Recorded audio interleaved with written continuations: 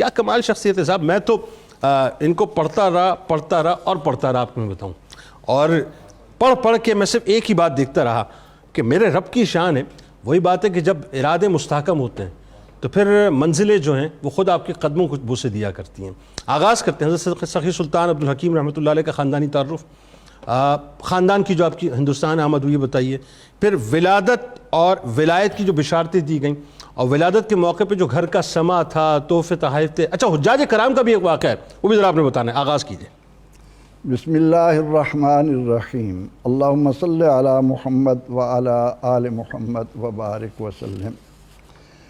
حضور نبی اکرم رحمت عالم صلی اللہ تعالی علیہ وسلم انسانیت کی جلا کے لیے, انسانیت کو اس کا حقیقی روپ دینے کے لیے جو دین لائے, اس دین کو اللہ نے قیامت تک اپنے محبوب علیہ السلام کی امت کے علماء, صلحاء اور نیک لوگوں کے ذریعے قائم رکھنا ہے. ٹھیک.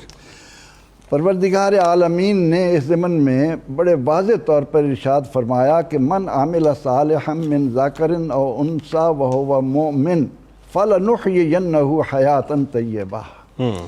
کہ من عمومی لا کر کہ جو کوئی بھی کہیں کا ہو, کس رنگ کا ہو, کوئی زبان بولنے والا ہو, کس ذات کا ہو, اس سے کوئی تعلق نہیں. ٹھیک ہے. جس کسی نے بھی ایمان لا کر نیک عمل بجا لایا, جو بھی نیک بنا, ہم اس کو حیات طیبہ عطا کرتے ہیں. درست. پھر نبی اکرم رحمت عالم صلی اللہ تعالی علیہ وسلم نے ان علماء کو جو علم کے ساتھ ساتھ تزکیہ اور حکمت کے زیور سے اپنے آپ کو آراستہ و پیراستہ کر لیتے ہیں, ان کو اپنی امت کا اپنے طور پر وارث قرار دیا. درست. العلماء ورثۃ الانبیاء.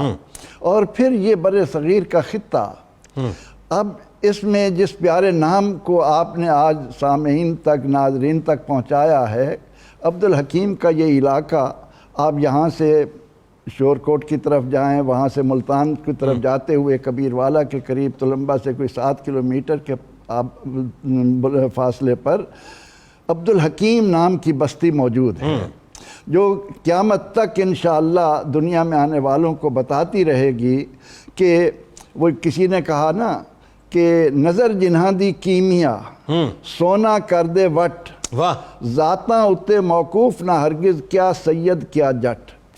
یہ علاقہ بتاتا رہے گا کہ جس نے بھی آقا علیہ الصلاۃ والتسلیم کے ساتھ اپنے تعلق کو قائم کر کے علوم دینیہ کو بیان کیا, اللہ تعالیٰ انہیں قیامت تک زندگی عطا کرے گا. انہی میں سے ایک ذات حضرت سخی سلطان عبدالحکیم رحمۃ اللہ تعالیٰ علیہ کی ہے, جن کا نور آج سے یعنی یہ ان کا عرس شروع ہو رہا ہے. اس حوالے سے دنیا ان کو جانتی ہے. آپ کے آبا و اجداد مورخین لکھتے ہیں کہ حضرت محمد بن قاسم رحمۃ اللہ علیہ کے لشکر کے ہمراہ یہاں آئے. ٹھیک. اور پھر وہ اسی خطے کے ہو رہے. ٹھیک. آپ کے والد کا نام میاں غلام علی ہے, اور جیسا کہ آپ نے بتایا کہ کسب حلال کے لیے, کیونکہ یہ ایک وصف ہے, اللہ رب العزت اسی گھرانے میں برکتیں اتارتا ہے جہاں حلال اور طیب کھانے کی کمانے کی فکر ہوتی. واہ. آپ کے والد میاں غلام علی ہوں یا آپ کی والدہ بی بی غلام فاطمہ ہوں, یہ دونوں حضرات کسب حلال کے ساتھ ساتھ اس بات کی طرف متوجہ رہتے تھے کہ دنیا میں رہتے ہوئے اپنے اللہ سے اپنے تعلق کو دور نہ کریں. انتہائی متقی اور پرہیزگار. اس موقع پر یہ بات میں سننے والوں کو, دیکھنے والوں کو ضرور عرض کروں گا کہ جتنے بھی ولی اللہ ہوئے ہیں والدین کی وجہ سے. اور پھر قادری رنگ ہے تو پھر قادری رنگ ہوگا, قادری رنگ بھی ہے.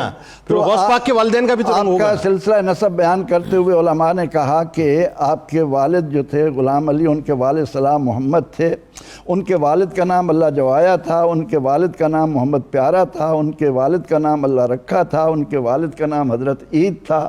تو اس طرح سے آپ کا یہ سلسلہ نسب جو ہے چلتا ہے. اچھا, ولادت کے بارے میں بتائیے ذرا. ولادت روحانی طور پر جمال حیات سے جو عبدالرزاق کے خلیفہ تھے اور وہ حضور غوث پاک کے بیٹے ہیں, اور اس طرح سے آپ کا سلسلہ معروف کرخی سے ہوتا ہوا داؤد طائی اور پھر حبیب اجمی اور حسن بصری اور امام حسن مجتبیٰ تک پہنچتا ہے. واہ واہ واہ. تو حضرت میاں غلام علی ان کے والد, وہ کپڑوں کو رنگتے تھے، دھوتے تھے، اس واسطے سے ایک تعلق ان کا رحمت اللہ کے ساتھ تھا، جو اس وقت دنیا کے اندر لوگوں کے اندر ایک نیک انسان کی طرف سے معروف تھے اور بڑی قدر و منزلت کے مالک تھے۔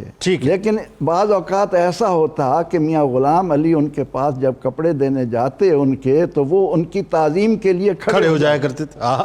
ایک دن لوگوں نے کہا کہ حضور کہاں آپ کا مرتبہ و مقام اور کہاں یہ انسان جو آپ کی خدمت پر مامور ہے؟ فرمانے لگے تمہیں نہیں معلوم، یہ جو آ رہے ہیں اللہ تعالیٰ نے انہیں ایک ایسا بیٹا عطا کرنا ہے جس کی وجہ سے نورانی کرنیں اس علاقے کو منور کرتی چلی جائیں گی۔ اور پھر یہ کہ اچھا آپ کی زوجہ کی کیفیت بھی یہ تھی؟ جی ہاں، وہ بھی نیک انسان تھے، نیک ماؤں نے ہمیشہ نیک بچے جنے ہیں، یہ تو ایک بنیاد ہے۔ تو کچھ حجاج آئے، لوگ ان کی زیارت کے لیے گئے، تو آپ کے والد میاں غلام علی رحمۃ اللہ علیہ بھی ان حجاج کی زیارت کے لیے، کیونکہ یہ بھی ایک اسلام کا حسن ہے کہ جب کوئی آدمی نیکی کر کے آتا ہے تو لوگ اس کی زیارت سے بھی اپنے دلوں کو منور کرتے ہیں، اس سے برکتیں لیتے ہیں۔ آپ جب وہاں گئے اور ان حجاج کی زیارت کر رہے تھے تو ان حجاج میں سے ایک شخص اٹھا اور وہ کہنے لگا کہ مجھے وہاں سے ایک بزرگ نے آپ کے لیے کچھ تبرکاً چیزیں دی تھیں، وہ میں آپ کے حوالے کرنا چاہتا ہوں۔ اور آپ کا نام لے کے دی تھی، آپ کو تلاش کرتے ہوئے ہم آئے ہیں۔ اب انہوں نے بتایا کہ اللہ تعالیٰ آپ کو ایک بیٹا دے گا، اور اس بزرگ نے مجھے ان کے ناف کاٹنے کے لیے چھری بھی دی ہے اور ان کے غسل کے لیے آب زمزم دیا ہے۔ اللہ اکبر۔ باقی حجاج نے آپ کو دیگر تحائف بھی دیے، مصلی ہے، تسبیح ہے، اپنا لوٹا وغیرہ، یہ چیزیں بھی آپ کو دی گئیں، لیکن یہ خاص طور پر کہ اللہ تعالیٰ نے آپ کو ایک ایسے بیٹے سے نوازنا ہے کہ جو اللہ کا ولی ہوگا۔ اور جب آپ کے ہاں ان کی ولادت ہوتی ہے حضرت سخی سلطان رحمۃ اللہ علیہ کی، تو آپ کی والدہ بتاتی ہیں کہ اس وقت میرے گھر کی جو کیفیت تھی میں اس کو بیان نہیں کر رہی تھی، اور جب آپ نے اس دنیا میں قدم رکھا تو اللہ نے ایسے ظاہری حسن سے آپ کو نوازا تھا کہ عورتیں آ کر دیکھ کر اش اش کر رہی تھیں، اور پھر آپ کی دایا نے اسی بھیجی ہوئی چھری سے آپ کی ناف کو کاٹا، اور پھر دنیا میں آنے کے بعد آپ کا غسل جو ہے وہ آب زمزم سے ہوا۔ ان حالات میں اللہ رب العزت نے اپنے اس پیارے بندے کو اس خطے کے لوگوں کی رہنمائی